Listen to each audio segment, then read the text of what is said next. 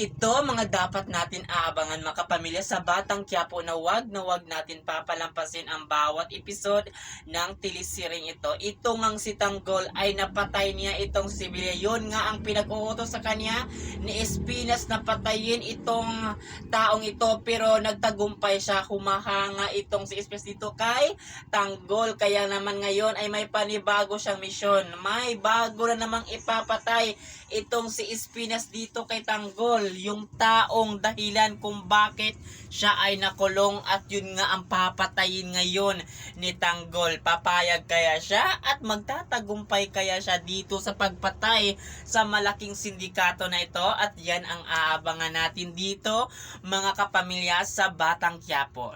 Duda naman itong si Ramon dito kay David na parang iba talaga para sa kay si David, parang hindi talaga niya ito kadugo at anak.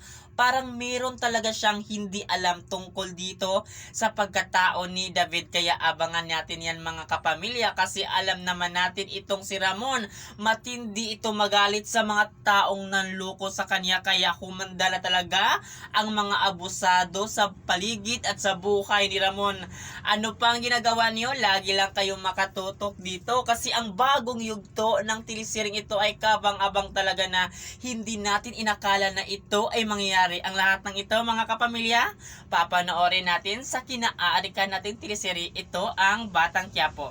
At yun lang, maraming salamat sa panonood sa teleseryeng ito. Thank you.